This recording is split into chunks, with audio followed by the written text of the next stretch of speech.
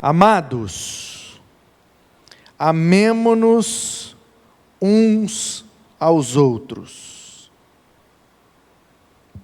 porque o amor procede de Deus. O amor vem de Deus. O amor é dado por Deus. Então, todo aquele que ama é nascido de Deus e conhece a Deus. Quem não ama, não conhece a Deus, pois Deus é amor. Nisto se manifestou o amor de Deus em nós, em haver Deus enviado o seu Filho unigênito ao mundo para vivermos por meio dele. Nisto consiste o amor, não em que nós tenhamos amado a Deus primeiro, mas Ele nos amou primeiro e enviou o seu Filho como propiciação pelos nossos pecados, em troca, para proporcionar perdão. Amados, se Deus nos amou de tal maneira, nós também devemos amar uns aos outros. Nunca ninguém viu Deus fisicamente. Se amarmos uns aos outros, Deus permanece em nós e o seu amor é, em nós, aperfeiçoado.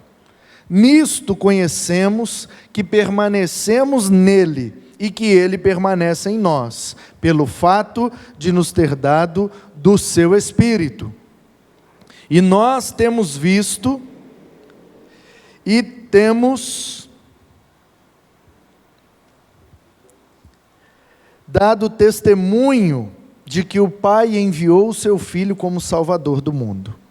Aquele que confessar que Jesus é o Filho de Deus, Deus permanece nele e ele permanece em Deus. E nós conhecemos o amor e cremos neste amor que Deus tem por nós. Deus é amor. E aquele que permanece no amor, permanece em Deus. E Deus permanece nele. Nisto o amor é aperfeiçoado em nós, para que no dia do juízo mantenhamos confiança, pois assim como Ele é, também nós somos neste mundo. No amor não existe medo. Pelo contrário, o perfeito amor lança fora o medo, porque o medo envolve castigo, e quem teme não é aperfeiçoado no amor. Amém.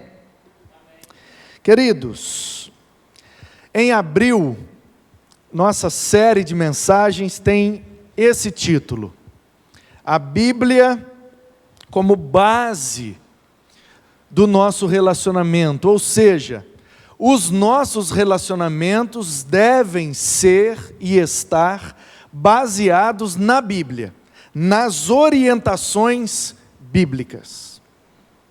E aí, na quinta-feira passada, recebemos o pastor Luciano, que abriu esta série, iniciando a leitura desse texto e focando que o amor é, então, o princípio ou a principal coisa para que os nossos relacionamentos estejam saudáveis e pautados pela Bíblia. E aí, dando continuidade, então, à mensagem que ele iniciou e dando continuidade à série, nós vamos, então, ver sobre o amor. E a mensagem desta noite tem, então, esse título: o amor é a base do relacionamento. Porque, em última instância, é impossível se relacionar sem amar. Pelo menos um relacionamento que seja saudável. Então, esse texto fala muito sobre o amor, fala sobre o amor de Deus, fala sobre o amor de Deus que foi derramado por nós, em nós, e que através de nós pode continuar agindo e alcançando outras pessoas. Deus é amor. O que João está dizendo é que Deus é a origem do amor. Deus é a fonte do amor. O amor é a essência de Deus. Qual é então o nosso problema? A gente, quando fala em amor, a nossa mente só consegue pensar em amor no sentido de carinho. Amor no sentido de coisa romântica, melada, branda, sabe? Ai, meu amor, ai, eu amo tanto esse púlpito é tudo para mim. Ai, como eu amo esse púlpito. A gente só consegue vislumbrar essa forma de amor e essa maneira de amar. Só que me parece que o amor cuja fonte é o Senhor não é esse tipo de amor assim melado, meloso e derretido, não. Então nós vamos ver algumas coisas para começar logo a conversa. Vamos aprender aí com a Bíblia, já que a Bíblia é então a base do relacionamento, e eu estou propondo que o amor é descrito na Bíblia como uma necessidade para o relacionamento. Então, sendo o amor a base do relacionamento, a gente precisa então entender o que é o amor. E aí, um senhorzinho muito simpático, que está aparecendo aí para você, cujo nome é John Stott. John Stott era pastor, ele faleceu em 2013, se eu não me engano. Ele era pastor de uma igreja na Inglaterra. E um ministério muito peculiar tinha esse senhorzinho chamado John Stott. Muitos anos, muitas décadas de ministério ele teve, e teve um ministério muito saudável, e teve um ministério muito produtivo, não só para a comunidade que ele pastoreava, como para várias outras comunidades, cidades e países. E nós temos em português muita literatura produzida pelo John Stott, e todas elas são bênçãos. Se você quer comprar um livro cristão, se você tem acesso a uma livraria, um site, e tiver um livro com esse nome, John Stott, S-T-O-T-T, pode comprar. Não importa o título do livro, não importa o assunto do livro, pode comprar que é coisa boa. Esse é um homem que eu chamo, o cara que produz goiaba. Porque tem uns materiais que são laranja. Tem uns materiais que são goiaba. Assim como pregação, estudo, aula. Tem uns que são goiaba, tem outros que são laranja. E tem outros, outras frutas. O que eu quero dizer com isso? Quando você vai se alimentar de uma laranja, você tira a casca e joga fora. E aí você suga o caldo da laranja e cospe as sementes, os caroços, e depois joga fora ainda o bagaço. Então, da laranja você aproveita só o suco, o bagaço, a semente, a casca, vai tudo para o lixo. Mas a goiaba não, você come com a casca, come com o caroço, come tudo. Então, tem uma turma que é a turma das goiabas. Tudo que eles fazem, você pode engolir sem se preocupar. Joga para dentro e vai engolindo. Não tem nada. Russell Shedd, John Stott, John MacArthur, John Piper. Deixa eu ver mais quem. Que é a turma da goiaba. O Hernandes Dias Lopes no Brasil, é porque eu estava pensando em termos de mundo, mas aqui no Brasil temos o Hernandes Dias Lopes, é um goiabão também. Temos, deixa Deixa eu ver mais quem que é goiaba mesmo, que você pode... Tem até umas editoras, sabe? Editora Vida Nova, a editora Betânia, editora Agnus, é umas editoras assim que costuma ser uns goiabal, entendeu? Você pode, se é daquela editora, você pode consumir, porque mal não vai fazer. Agora, tem umas editoras, tem uns autores, tem uma turma que são muito tendenciosos, que são, né? Então, assim, é bom ler, é bom consumir, mas às vezes tem que tirar a casca, às vezes tem que cuspir a semente, às vezes tem... Então, você tem que... É igual comer peixe frito, você tem que saber tirar os espinhos, senão engasga. Então, gente, o John Stott, ele disse assim, ó... Se queremos... Não, segura, Igor. Por favor, aí, estou ainda no Stott, aí, obrigado. Se queremos uma definição de amor, não devemos ir ao dicionário, mas devemos ir ao Calvário. Essa é uma frase do John Stott. Então, o John Stott está dizendo assim, ó, se eu quero aprender sobre amor, não adianta eu ler o dicionário, eu tenho que ler o que aconteceu no Calvário. E o livro que fala do Calvário é a Bíblia, não é? Então, se a Bíblia é o livro que conta a história do Calvário, então a Bíblia é o livro que pode me ensinar sobre o amor. Porque o Calvário, ele está preparado desde a fundação do mundo. E ele faz sentido e tem eficácia no final de todas as coisas. Então, o livro que vai fazer isso ter sentido é a Bíblia.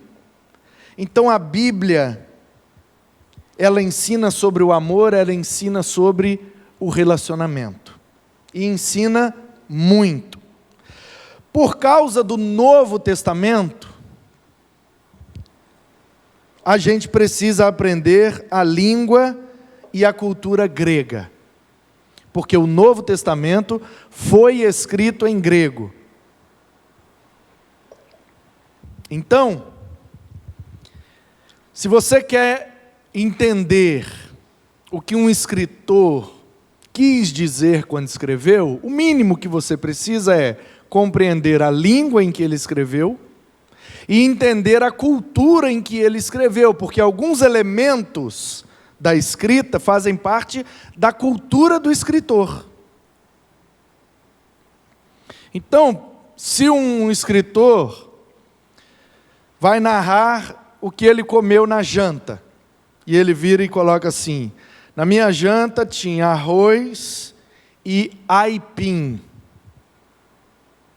Aí o outro escreve, na minha janta tinha arroz e mandioca.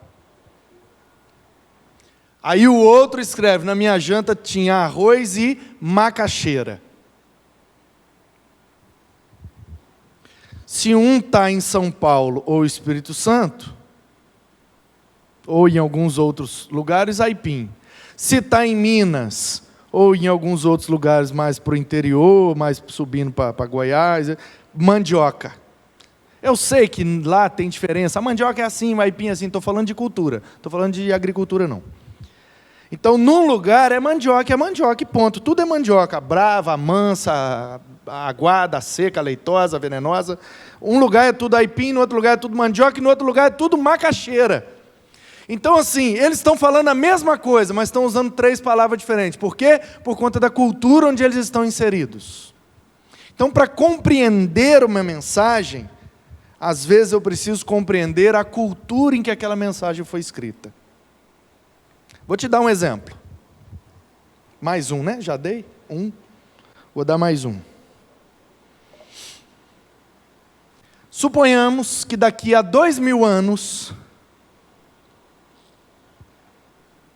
o mar invadiu Vila Velha e destruiu tudo isso aqui. E foi derrubando os prédios e foi fazendo escombros. Derrubou tudo, acabou com tudo, todo mundo foi embora, fugiu daqui, foi morar em outro lugar, e isso aqui, aí depois o mar voltou para o seu lugar, mas ficou tudo aí destruído, tudo ficou aí ruínas. Daqui a 2000 anos, arqueólogos vêm aqui para pesquisar como que era a cultura do povo de Vila Velha. Eram chamados de Canela Verde. Moravam na beira da praia, e uma civilização que foi perdida, e nós vamos lá fazer uma pesquisa para descobrir como é que eles viviam. Aí o cara vem e cavuca daqui, cava dali, pega dali, de repente acha um papel que estava dobrado, amassado, embaixo de um negócio, dentro de um saco e tal, e foi protegido, e 2000 anos depois o cara abre com muito cuidado aquele papel e consegue ler, e naquele papel tinha uma frase escrita. Foi um bilhete que foi deixado numa casa, um recado para uma outra pessoa. E no bilhete estava escrito assim: pega a mangueira para molhar a mangueira, porque a mangueira já vai entrar na avenida.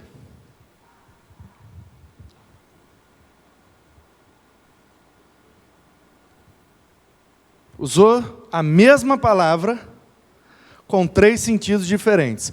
Como é que o cara vai saber que mangueira pode ser uma planta que dá um fruto chamado manga? Só se ele conhecer o lugar onde a gente mora e as frutas típicas do lugar onde a gente mora. Porque vai que esse arqueólogo é lá de um lugar que não tem manga. Ele nunca comeu manga, ele não sabe o que é manga. Vai que nessa destruição todos os pés de manga desapareceram. Então ele só vai saber que existiu na história uma árvore chamada mangueira, porque produziu uma fruta chamada manga, se ele pesquisar e conhecer a agricultura daquele tempo.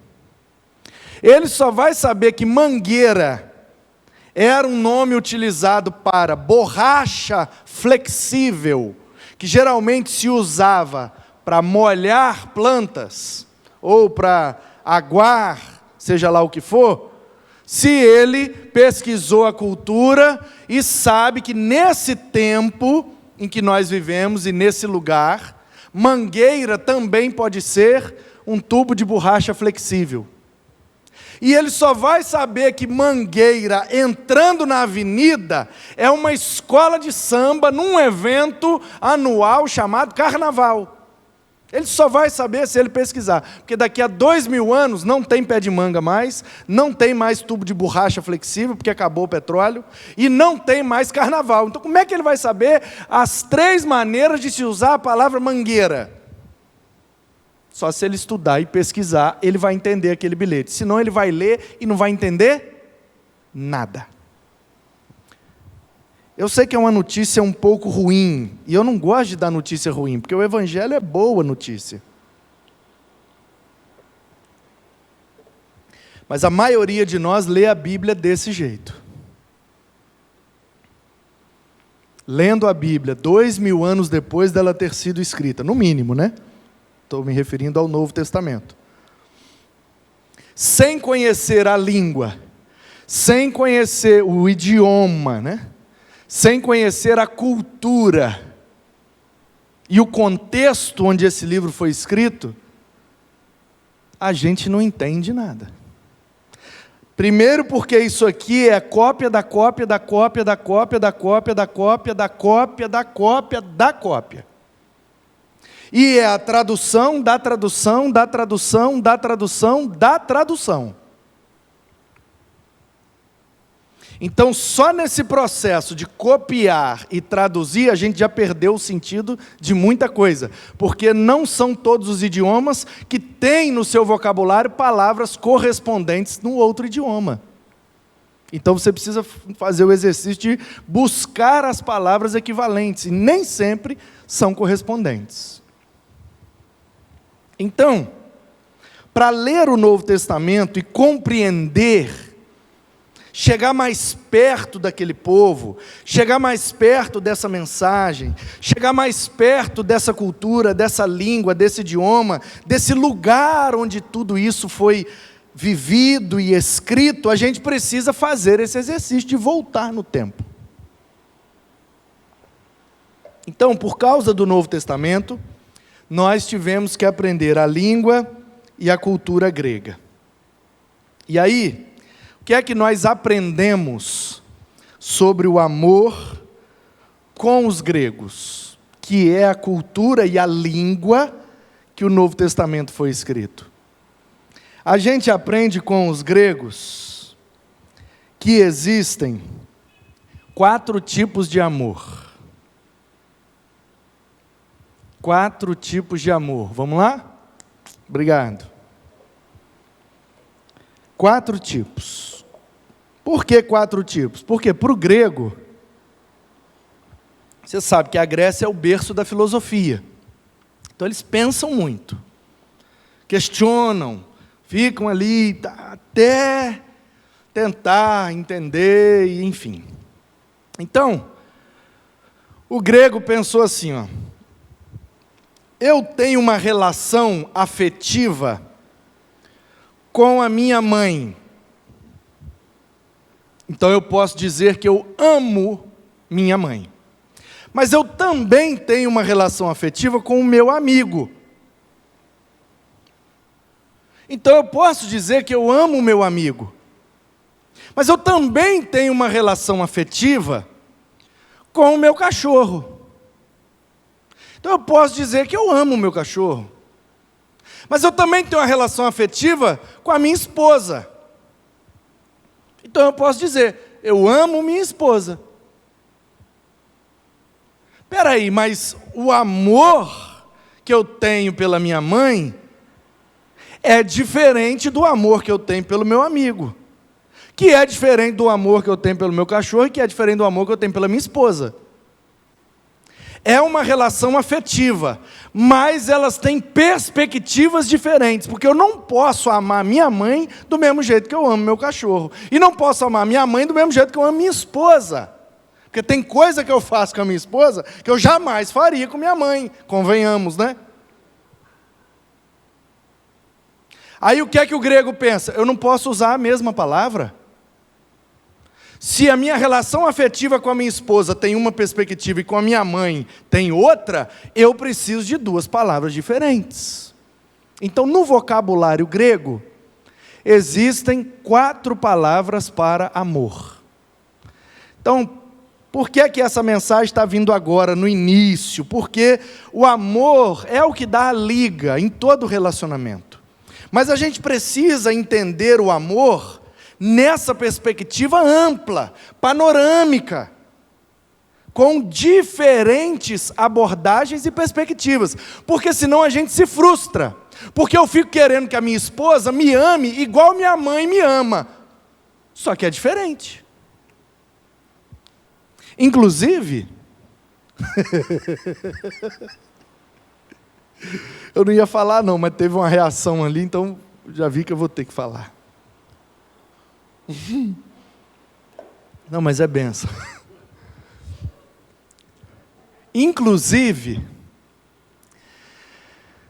está aí uma fonte, não a única, mas uma das fontes de problemas conjugais.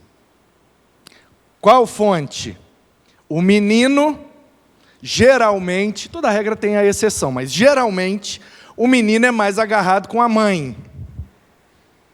Geralmente a menina é mais agarrada com o pai. Normal. É assim, geralmente. Então, o que acontece no casamento? Isso aqui é só um parênteses, por causa da reação.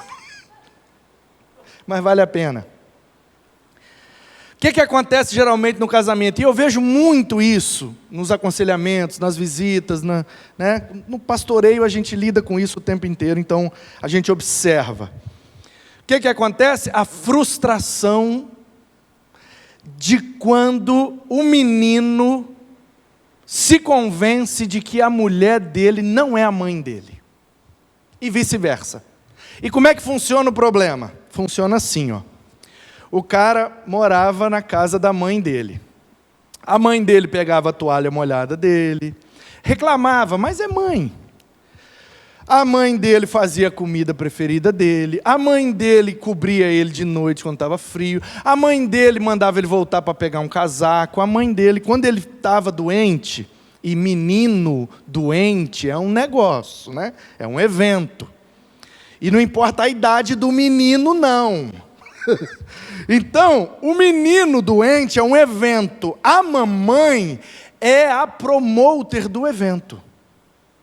A mamãe sabe a comida certa, o remédio certo, o horário certo, o jeito certo. Então, meu filho tá com febre, aí ela bota termômetro. Não importa o tamanho do menino, ela faz. Bota o termômetro, dá o remédio na mão dele, traz a aguinha na mão dele, e ele fica lá espalhado no sofá o dia inteiro. O povo reclama, ela não deixa ninguém mexer com ele, porque ele está dodói, tadinho, neném da mamãe. Aí ela faz a sopinha que ele gosta, o bifinho que ele gosta, o sei lá o que ele gosta, e traz para ele comer no sofá. Ele derruba tudo, ela fala, tem problema não, tá dodói, né, meu filho? É uma benção. Mãe é top. Aí o que acontece? O cara casa, Cristiano. E ele casa com essa expectativa. É assim que minha mulher vai me tratar. Porque ela me ama. Minha mãe me ama, minha mulher me ama. Lá na frente do pastor nós falamos, eu te amo, eu te amo. Beijou a aliança, eu te amo, te amo. Então se é amor, é igual. Se é igual, no dia que eu ficar doente, minha esposa vai fazer a mesma coisa. Vai me dar o remedinho, vai me dar a sopinha, vai me dar o bifinho. Aí o cara fica doente e descobre que a mulher dele não é a mãe dele. Ele entra em crise, porque ela não me ama. Ama, Zé. Ama. É que ela não é a mamãe. Lembra do Baby? Da família Dinossauro? Não é a mamãe. Não é a mamãe. Então, o que é que o grego percebeu? Já que eu bati de um lado, deixa eu bater do outro também. Pera. A menina é a princesinha do papai. Não, aqui é o sofá do menino. A menina é aqui. A menina é a princesinha do papai. O papai pega ela no colo, né? Você quer sorvete, minha princesa? Você quer de chocolate? Ai, meu Deus, me dá um sorvete aí de chocolate para minha princesa. E dá o sorvetinho na boca dela. Ela é minha princesa. E penteia o cabelinho dela. E o treco tá fulano aqui. E bota o negocinho, né? Bota o vestidinho e passeia com ela, leva para tomar sorvete, leva na praia, brinca com ela, cavuca na areia. E é princesinha do papai, e ela tem tudo, meu amor. O papai vai trabalhar 2 turnos, 3 turnos, 5 turnos para pagar a sua escola, a sua faculdade, para você fazer o curso, para você ter o celular que você quiser, porque você é a princesinha do papai. Aí ela casa. E ela casa, ela foi preparada a vida inteira para ser uma princesa. Então ela casa na expectativa de que ela está casando com um príncipe. Só que não.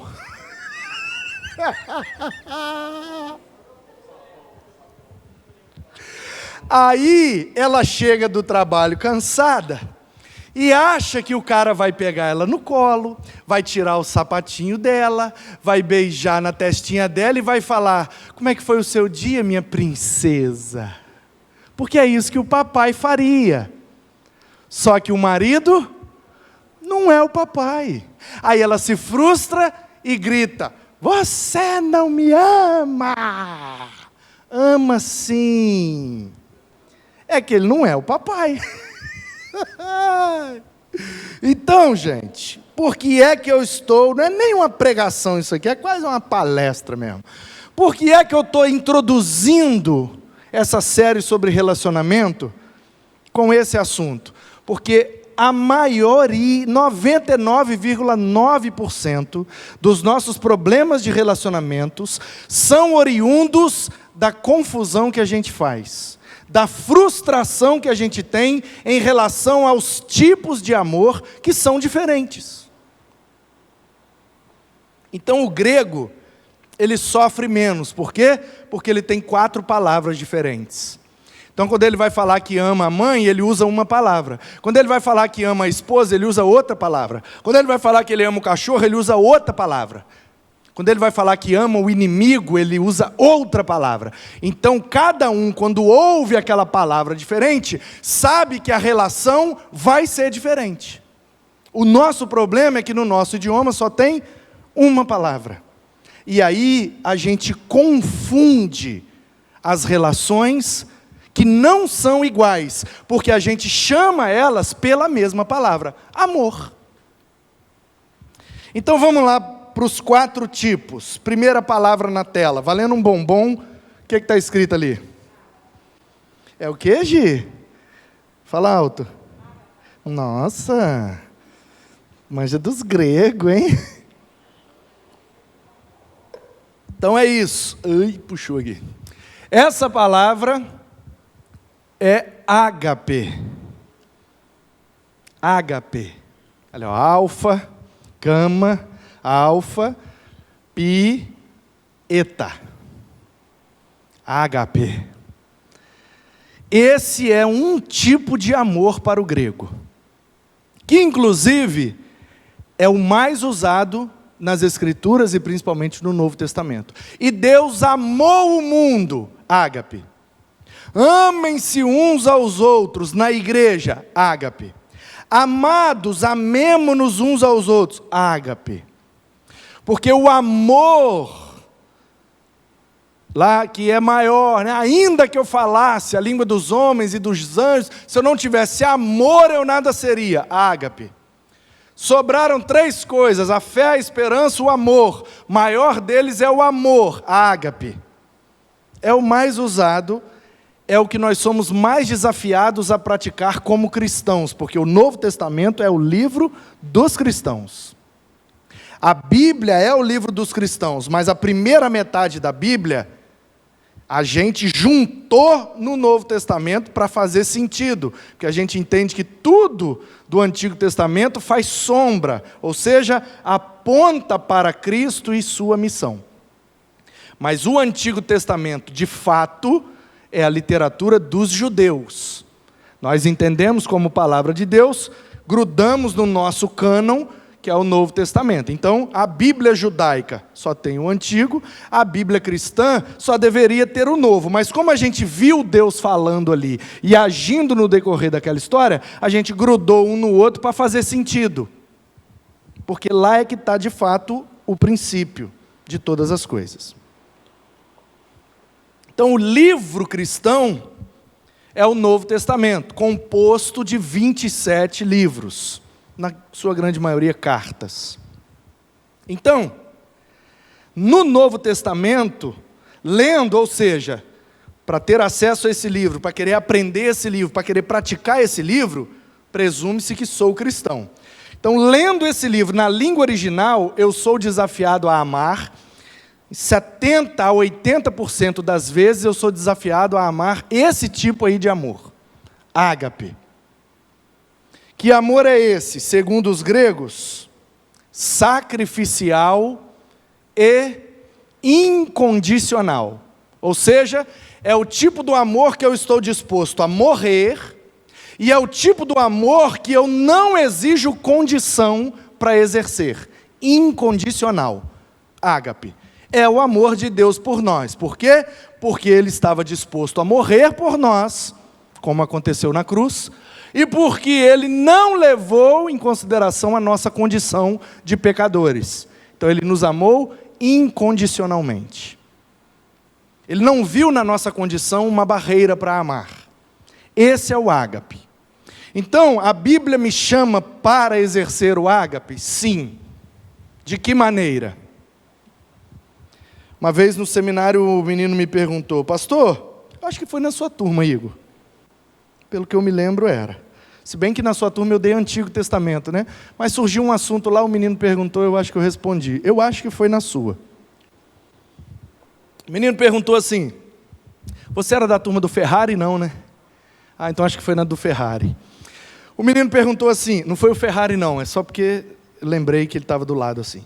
O menino perguntou, pastor, qual a diferença do amor ágape para o amor filéu, filia, filos, né? Aí eu falei, porque o ágape é sacrificial, incondicional, o filos é de gostar, tal. Vai aparecer daqui a pouco aí. Aí ele disse assim, sacrificial, pastor? Então, se eu estou com a minha namorada, um cara vem assaltar a gente, eu resisto, ele pega a arma para dar um tiro, aí eu pulo na frente da bala para salvar minha namorada. Isso é ágape, né? Eu falei, não, senhor. Ele falou, não? Eu falei, não, isso é outro. Aí, ele virou e falou, então se fosse minha mãe, eu estou com a minha mãe na rua, o cara vem assaltar, ele tira a arma, vai dar um tiro na minha mãe, eu pulo na frente da bala, me sacrifico para salvar minha mãe. Isso é ágape, né, pastor? Eu falei, não, isso é outro.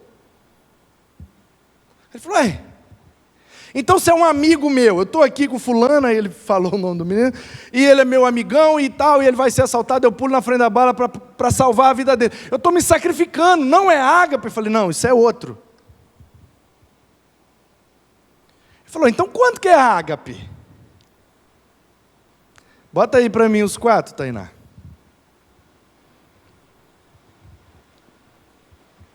Aí eu falei com ele, quando você pulou na frente da bala para salvar seu amigo, era filia, filéu, filos, porque foi por amor ao amigo. Amor de amigo é filia. Quando você pulou para salvar sua namorada, era eros, porque amor de um homem com uma mulher, de relacionamento conjugal, é eros. Então, quando você pulou na frente da bala para salvar a namorada, era eros. Quando você pulou na frente da bala para salvar sua mãe, era estorguê, que é o amor de laço familiar. Aí ele perguntou, então, quando que é ágape? E eu respondi, quando a polícia chegou, abriram as portas e os policiais com fuzil apontando para a cabeça do bandido e disseram, larga a arma, e você estava lá com sua namorada, com seu amigo e com sua mãe, e o bandido com a arma apontada para vocês, e a polícia com a arma apontada para o bandido, e eles, alto lá, larga a arma, senão nós vamos atirar, lá. Deram todos os avisos. Quando o cara puxou o cão do revólver, a polícia atirou, você pulou na frente da bala para salvar o bandido. Esse é ágape.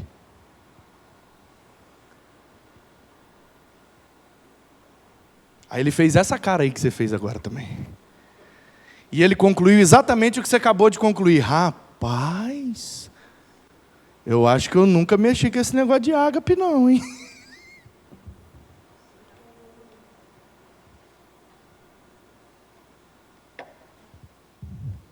Esse é o amor de Deus por nós. Rebeldes contra Ele, pecadores contra Ele, alheios a Ele, desobedientes a Ele, profanando o seu santo nome. Ainda assim, bandidos, criminosos e rebeldes contra Deus, Ele veio para morrer por nós. Isso é ágape.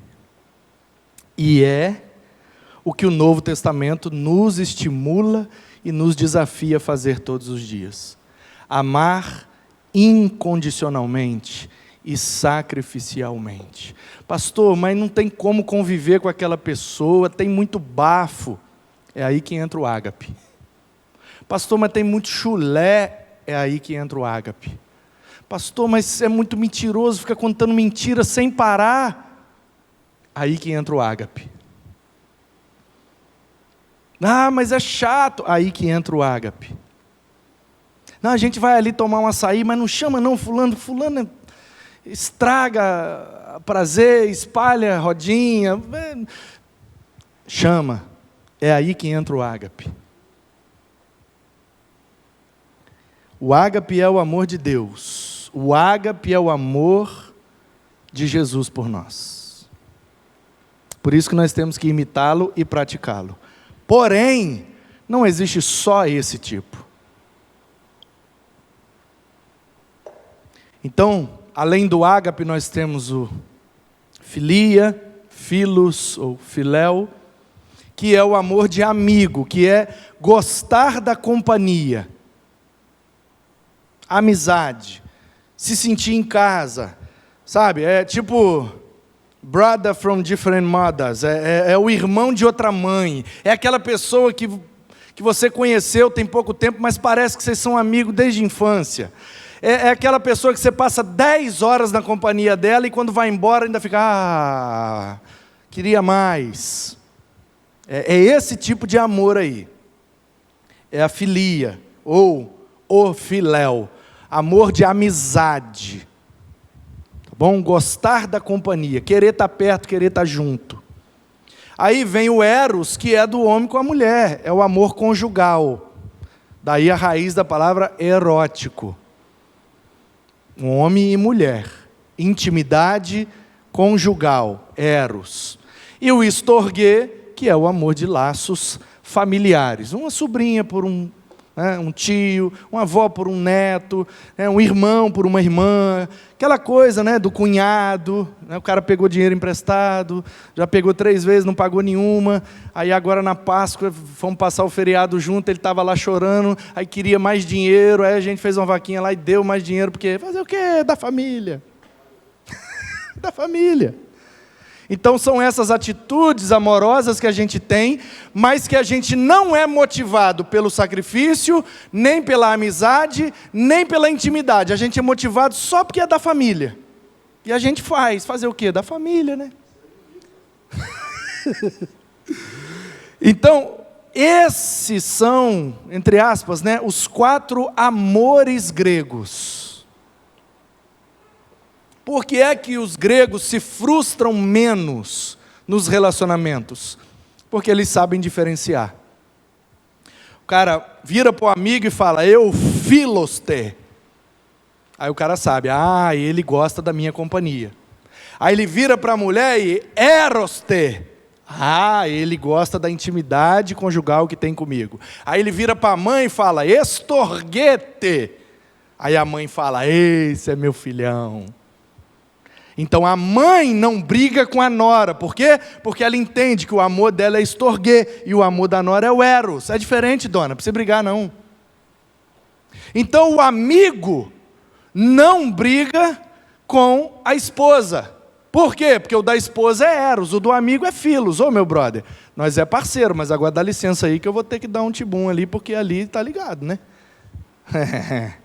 Então já viu esses amigos que brigam quando um dos amigos começa a namorar? Pô, você começou a namorar, você me abandonou. Pô, você começou a namorar, você abandonou o futebol. Você começou a namorar, você não joga mais com a gente. E barará, os caras começam a competir. Por quê? Porque eles acham que é o mesmo amor. Não é diferente, velho.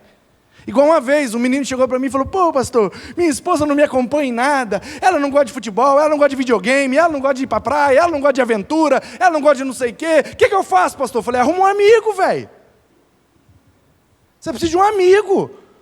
Sua esposa não é fazer isso com você não, mas isso aí é filos, seu negócio com ela é eros, meu filho, confunde não. Precisa de um amigo, urgente, senão vai acabar seu casamento, por falta de um amigo, porque uma coisa, outra coisa, outra coisa. A mulher é o eros, o amigo é o filos, a mãe é o estorguê, e na igreja é o ágape, e vida que segue. Então ninguém se sente no direito de competir com o outro, porque cada um sabe qual é o seu lugar. Amém, não? É Bíblia ou não é esse negócio? Purinho, Eliane. Então, queridos, quais são as conclusões que a gente chega? Apesar de estarmos ainda na introdução da série, mas já dá para chegar a algumas conclusões. Primeira delas, como cristãos, devemos amar a todos. Amigo, inimigo, gente boa, chato, com bafo, com chulé, quem te elogia, quem te critica, quem te faz bem, quem te faz mal, quem te dá uma facada nas costas e quem cura sua ferida. Todos merecem o seu ágape. Você deve estar sempre disposto a se sacrificar por quem precisa, incondicionalmente. Pastor, mas aquela pessoa não merece, pastor. É aí que entra o ágape. Porque é isso que Deus fez por nós. Mesmo não sendo merecedores, Ele morreu e nos deu a vida eterna. Então devemos imitá-lo com o amor de Deus, revelado em Jesus, derramado em nossos corações pelo Espírito Santo. O ágape é assim que a gente vai botar em prática. Todo mundo que precisar da gente, vamos fazer. Eu me lembro claramente, minha esposa está ali, meu filho está ali, eles não me deixam mentir sozinho. Há muitos anos atrás, numa das igrejas que eu congreguei, tinha um rapaz que me odiava, assim, mas me odiava escondido não, me odiava mesmo, falava na minha cara, eu te odeio, o que você está fazendo aqui, cara? Volta para o Rio, some daqui, e não acredito em você, não confio em você, não gosto de você, vou fazer de tudo para você sair dessa igreja, para você mudar para outro lugar, não quero você aqui não, cara. Na igreja, pastor? Na igreja, glória a Deus, aleluia. Eu nunca orei tanto, eu nunca cresci tanto, eu nunca aprendi tanto, enquanto esse menino ficou no meu calcanhar, rapaz, eu era numa piedade, você tem que ver. Então, ele fez de tudo para me prejudicar. Tudo que você imaginar, fofoca, inventou, mentira, tudo que você puder imaginar, ele fez. Ele disse que eu nunca pisaria num seminário, que eu nunca seria pastor, porque eu era mentiroso, que eu estava enganando todo mundo, porque eu bababá, que um dia a máscara ia cair. Aí eu fui para o seminário, e inclusive na assembleia que votou a minha ida para o seminário, ele falou assim, se ele pisar no seminário, ele não se forma, porque quem não tem chamado não forma. E se esse cara um dia se formar e vier a ser pastor, eu vou no cartório e mudo meu nome para nome de mulher. Mudou nada. Aí eu formei, consagrei, já estou há 8 anos, e agora eu sou até o presidente de todos os pastores. Ele falou que eu não ia formar no seminário. Antes de formar, eu virei professor do seminário. E com 6 anos de ministério, fui eleito presidente dos pastores batistas do Estado do Espírito Santo. Presido 900 pastores, 2 anos de mandato, era 1 ano, aí depois eles esticaram para 2, aí agora por causa da pandemia esticaram mais 1, vou ficar 3 anos. E ele está lá gritando que ele não é chamado, ele é mentiroso, a máscara vai cair. 10 anos ele está esperando a máscara cair. A dele que caiu, mas enfim... O menino, e a Ana Paula tinha um ranço desse menino. Aí ela confessou, ela disse, isso irmã, confessa seu pecado que Deus te cura. Falei, tinha, ela gritou de lá, tenho. É o ágape aí, varoa, está precisando do ágapezinho, né? Mas, você vê que ela não é mentirosa, ela falou que ela tem um ranço. E ela se lembra do que aconteceu. Um sábado, frio, chovendo, 6 horas da manhã, o meu celular tocou. Quando eu olhei o número, falei, acredito não. Esse cara está me ligando agora. Ou é uma coisa muito séria, ou meu Deus, o que é isso? Eu atendi já. Oi. Aí ele, e aí, manuzão, bom dia. Aí eu já... Fala, meu brother.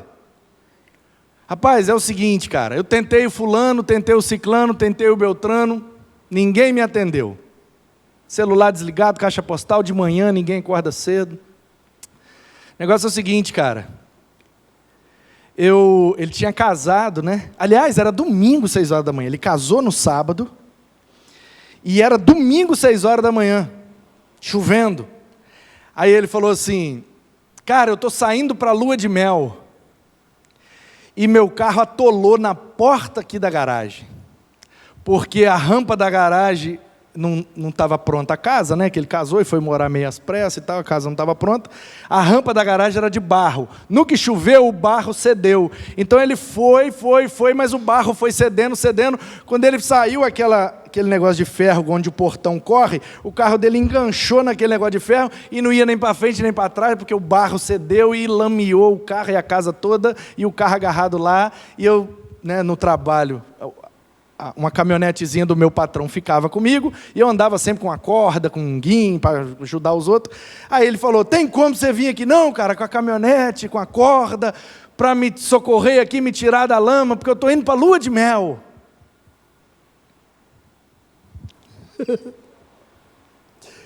É aí que entra o ágape.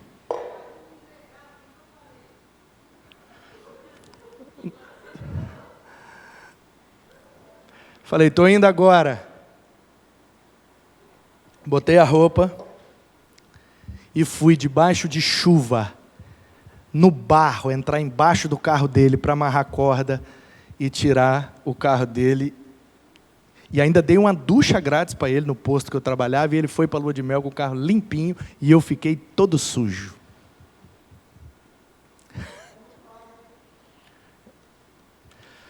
Como é que a gente... Porque eu sou muito santo? Porque eu sou muito perfeito? Não, porque eu tomei uma decisão. Eu vou imitar Jesus. Eu estava no lamaçal do pecado. Ele saiu da santidade dele e veio morrer por mim. O que é que custa eu ir lá e tirar um menino do barro? Mas a partir desse dia, ele não passou a gostar de mim. Filia, nunca teve. Estorguei, porque não é da minha família, e Eros, Deus me livre. Filos ele nunca teve, nunca foi meu amigo, e nunca será também. Deus me livre. Você percebe a diferença? Nunca será meu amigo, Deus me livre. Mas por que eu fui socorrer? Porque uma coisa é o ágape, outra coisa é o filos, gente. Se ele me ligar agora e eu tiver que ir lá, sei quantos quilômetros que dá daqui lá onde é que ele mora agora, e precisar de mim, eu vou lá de novo. Então, a partir daquele episódio, ele nunca virou meu amigo, mas a partir daquele dia ele parou de me perseguir, parou de falar mal de mim, parou de me atrapalhar, e segundo ele, nas próprias palavras que saíram da boca dele, ele passou a me respeitar como um cristão verdadeiro. Então, essa é a primeira conclusão. Como cristãos, devemos amar a todos com o amor de Deus, revelado em Jesus, derramado em nossos corações pelo Espírito Santo. Esse é o ágape. Posso ouvir? Segunda conclusão. Como pessoas que somos, pessoas, seres humanos, devemos amar nossos amigos e buscar estar sempre em suas companhias, investindo tempo de qualidade neles, porque esse é o filos.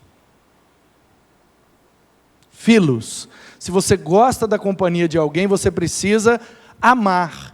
E amor envolve serviço, sacrifício e investimento. Então você precisa se esforçar, se doar, para que esse filos continue sendo alimentado no seu e no coração de quem você ama com esse amor.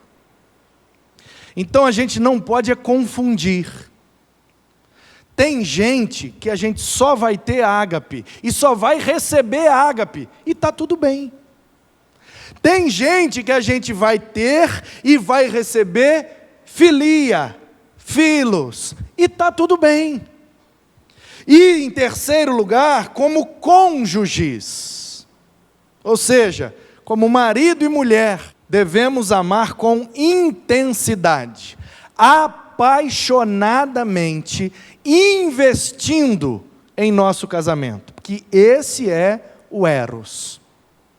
É um romantismo, é um presentinho, é um mimo, é um carinhozinho. Então, peraí, eu não sou o papai, mas se eu sei que ela tem uma expectativa a meu respeito, parecida com o que ela tinha com o pai, então assim, não custa nada também eu de vez em quando me esforçar para fazê-la se sentir uma princesa. E se ela sabe que eu tenho em relação a ela uma expectativa parecida com a que eu direciono à minha mãe, não custa nada a ela de vez em quando fazer também eu me sentir um filhinho querido. Então uma coisa é a nossa realidade, outra coisa é a gente aceitar a realidade e permanecer, porque a gente pode, pelo amor, transformar a realidade. Basta a gente querer amar. Então, como crente, para todo mundo é ágape. Como pessoa, para os que eu gosto da companhia, vou investir para que essa companhia seja mais duradoura possível.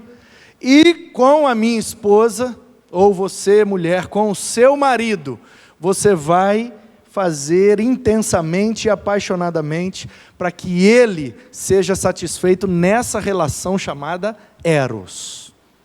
Envolve carinho, envolve intimidade, envolve prazer, envolve satisfação, envolve confiança, lealdade. Tudo que envolve essa relação chamada eros, a gente precisa se esforçar para fazer, porque é isso que vai alimentá-la. E em último lugar, como família, devemos amar nossos familiares, investir, cuidar e promover saúde relacional dentro das nossas casas, porque esse é o estorguê. Então, que você possa nessa noite compreender as várias maneiras de se amar e também de ser amado, de ser amada, e não confundir as bolas, e não ficar desejando ágape de quem não recebeu do Espírito Santo através de Jesus o ágape. Não vai rolar, velho. Não ficar desejando filos de quem não gosta da sua companhia. Não vai rolar, cara. Não ficar desejando eros de uma pessoa que não tem atração por você. Não vai rolar. E não ficar querendo ter estorguê com quem não é da sua família. Não vai rolar. Então, queridos, quando a gente entende, porque a Bíblia e o Novo Testamento especialmente, foi escrito nesse contexto. Então a gente tem vários versículos onde a orientação é filia, porque é esse que resolve. Tem versículos que a orientação é o estorguê, porque é isso que resolve. Tem versículos que a orientação é o eros, e na maioria dos versículos a orientação é o ágape, porque é o que resolve. É o que resolve. Então, a gente vai, no decorrer até o final do mês, aprender com a Bíblia, nesses muitos textos que têm essas orientações, aprender a amar, aprender a se relacionar e vivermos de maneira saudável os nossos relacionamentos. Seja com a minha esposa, seja com meu amigo, seja com a minha mãe e seja com aquele que me odeia. Quando eu aprendo a amar, cada um no seu lugar, eu me frustro menos, eu me magoo menos e eu machuco menos as pessoas quando não alimento nelas uma expectativa que nunca será correspondida. Que Deus nos oriente, que Deus nos ilumine, que Deus nos ajude e que nossos relacionamentos sejam sempre saudáveis para a glória de Deus, em nome de Jesus.